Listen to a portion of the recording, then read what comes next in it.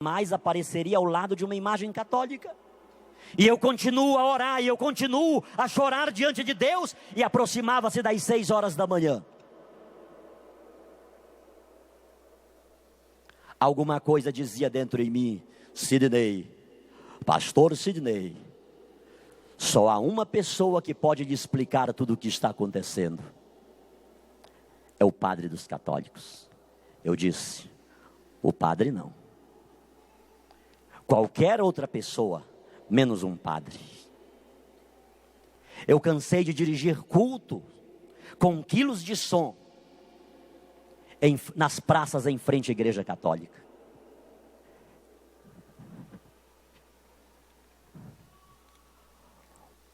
Hoje a Bíblia que eu tenho aqui, não se assustem, é uma Ave Maria. Mas há 12 anos atrás eu usava uma Bíblia mais ou menos desse tamanho, maior que esta, uma Bíblia pentecostal. E quantas vezes eu a ergui em palcos, em frente de igreja católica, e disse: reverendo, a sua Bíblia não diz isto, isto e mais isto?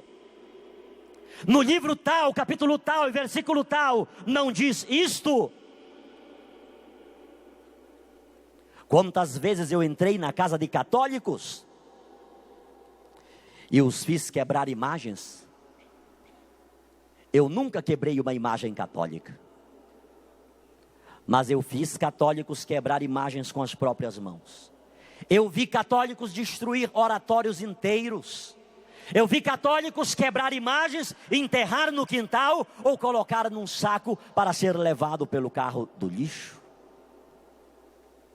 A única alternativa que eu dei para muitos católicos foi responder para mim: pastor, eu não quero ir para o inferno, eu quero aceitar Jesus. E aceitar Jesus significava sair da igreja católica e passar para a minha igreja, a Assembleia de Deus.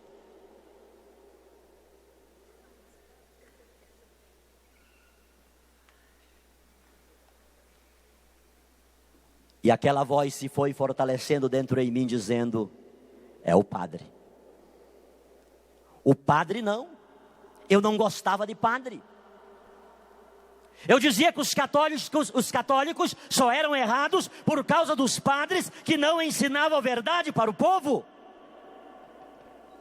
Eu dizia que eles eram aqueles fariseus dos quais Jesus falou que estavam na porta, não entravam e não deixavam ninguém entrar.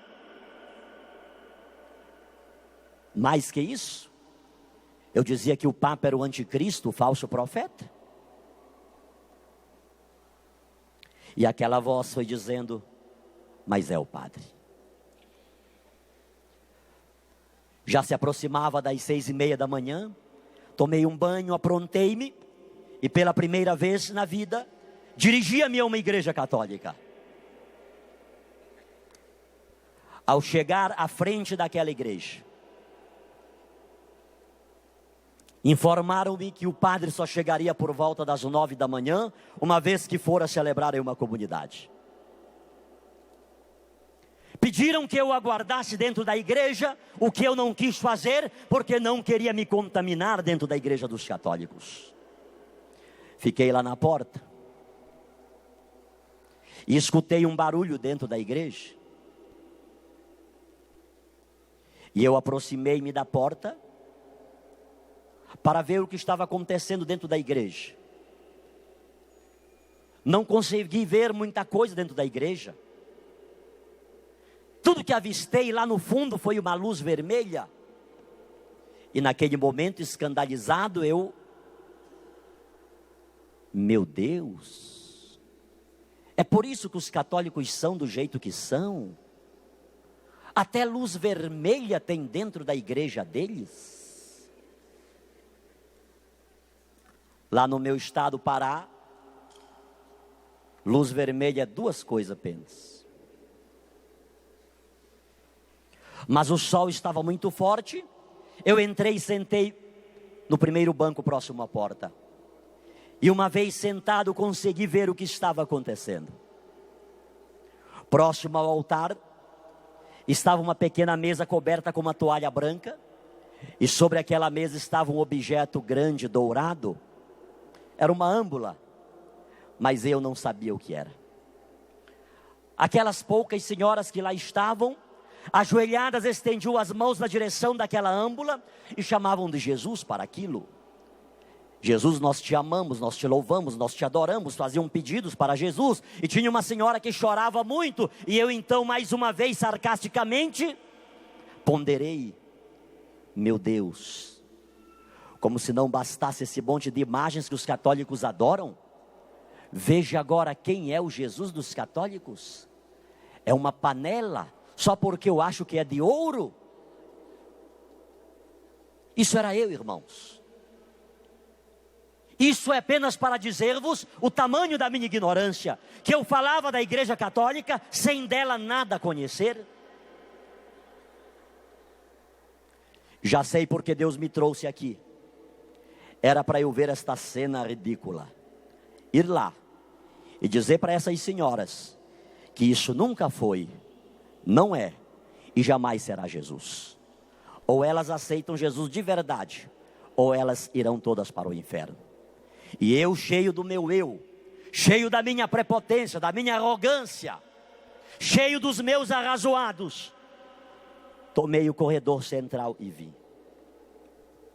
A uns 5 metros distante daquela âmbula, de repente, uma bola de fogo de uns 20 centímetros em cima daquela âmbula.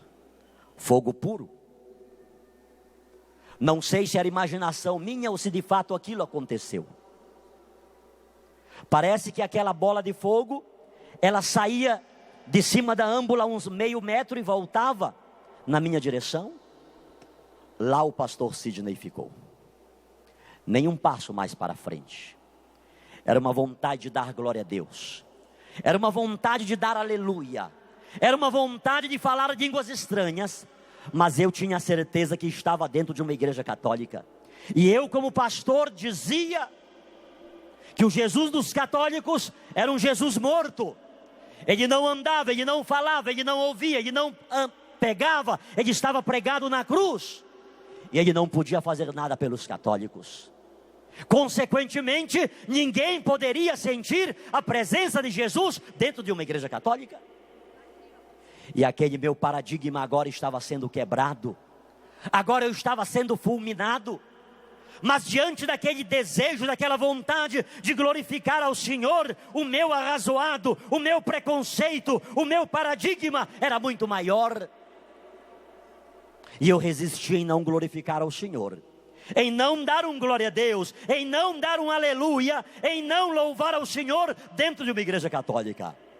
E exatamente naquele momento em que eu resisti a glorificar a Deus, parece que uma mão humana pegou aqui na minha cabeça e empurrava-me na direção daquela mesa. E eu fui caindo, e eu fui caindo, e eu caí mesmo literalmente em frente àquela mesa. Quando caí, era soluçando de choro, era dando glória a Deus, era dando aleluia, era glorificando a Deus. Um Pentecoste aconteceu na minha vida. O que é que aconteceu, o que é que aconteceu, missionário?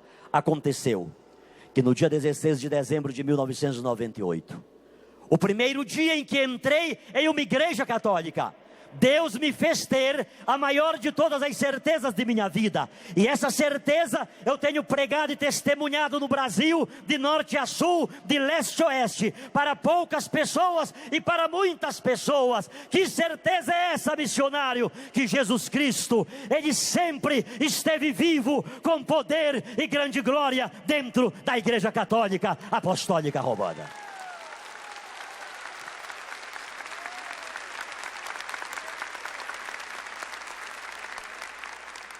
Quando dali levantei, já era uma outra pessoa. Levaram-me aos bispos, a vários padres, e depois de longa conversa, eu superficializei tudo aqui convosco. Depois de detalhes, eles chegaram a uma conclusão. Pode ter sido. Ninguém disse que era. E eu não ando dizendo isso para ninguém. Pode ter sido uma aparição de Nossa Senhora. Para mim,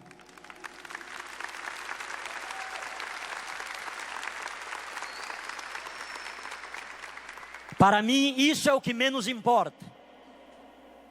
Se foi ou se não foi. Sobretudo quando esta afirmação vem dos meus irmãos protestantes, que dizem: pastor Sidney, foi o demônio que apareceu para o senhor.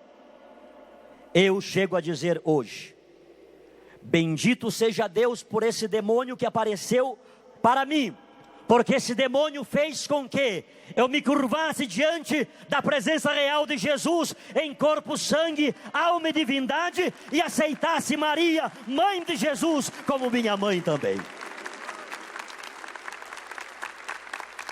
O que importa é o que a partir daquele momento aconteceu.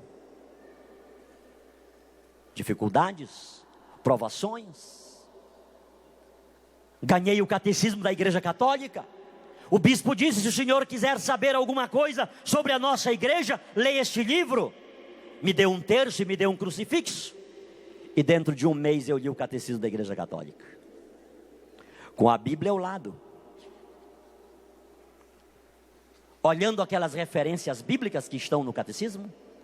Terminei de ler o catecismo, disse: verdadeiramente a Igreja Católica é a Igreja de Jesus, mas eu não vou ser católico.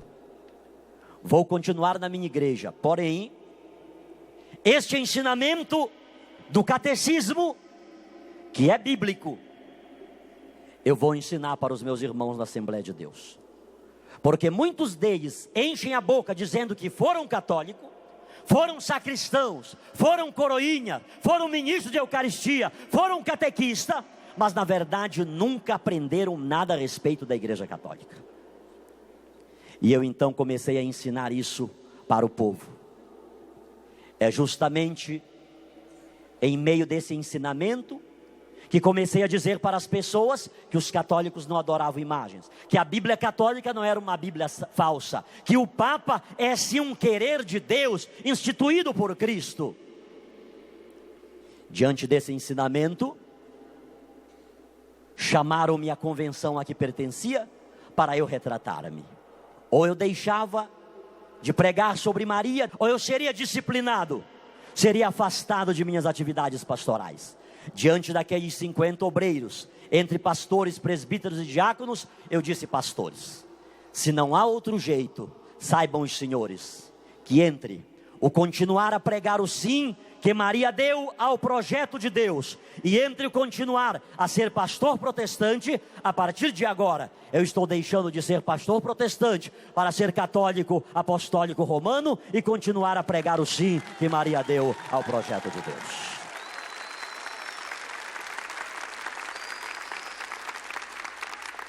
Fique de pés um minutinho, por favor. Mais que falar de Maria,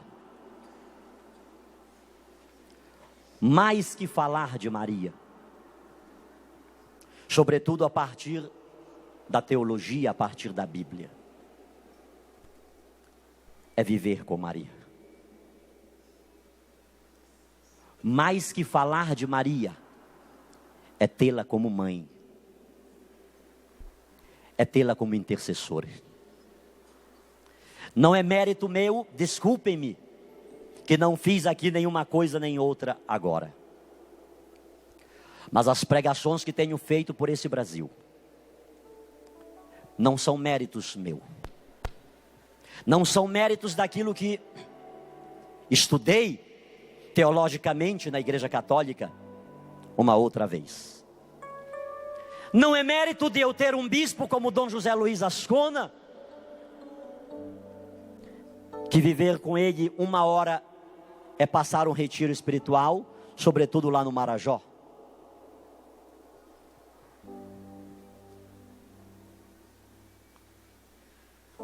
Mais que tudo isso, é sentir Maria, é ser tocado por ela, é ser abraçado por ela.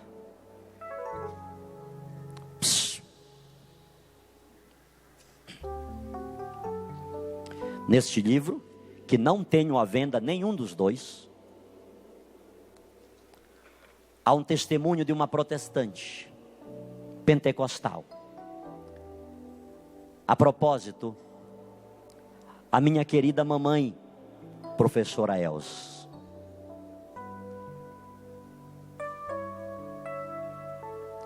No momento em que, já como católico, ela pediu-me para fazer uma reflexão sobre o Natal. No momento em que meu irmão faleceu, aos 40 anos de câncer no estômago. Tanto naquele dia do Natal, quanto no dia em que Haroldo falecia, a irmã Elza, teóloga, diretor de instituto teológico, após o que eu falei no dia do Natal, na presença de meu irmão pastor e outras pessoas, a partir do rosário que terminei de rezar na hora que Haroldo morreu, mamãe disse assim: minha mãezinha do céu, minha mamãe Maria, me dá força para eu continuar em pé diante desta cruz, como tu ficaste em pé diante da tua, sem blasfemar, sem murmurar.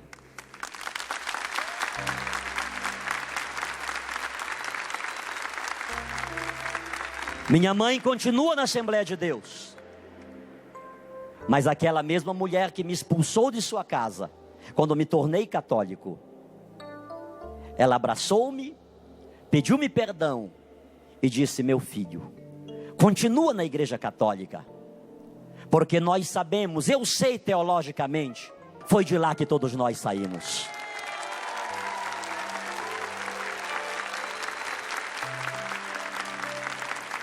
Mais que falar de Maria, é senti-la em nós. Mãezinha querida, acolha-nos, os degredados filhos de Eva, que vivemos gemendo e chorando neste vale de lágrimas. Eu quero, mãezinha em especial, Virgem de Nazaré, Mãe puríssima, Mãe castíssima, vaso insigne de devoção, acolhe, mãezinha, aquela filha, aquele filho que está ali em casa, aqui no Brasil, fora do Brasil, que nos escuta no rádio, que nos acompanha na internet, que nos assiste na televisão. Eu sei, mãezinha, o que você fez na minha vida, e você pode fazer na vida desse filho, dessa filha que nos acompanha agora. Pela tua intercessão, mãezinha, que aconteça essa libertação, que aconteça essa cura, essa restauração, essa renovação. Que pela tua intercessão, mãezinha querida, continue a se derramar sobre todos nós, nós que aqui estamos neste rincão, a bênção que sara, que liberta, que restaura, que renova, em nome do Pai, do Filho e do Espírito Santo. Amém, amém, amém.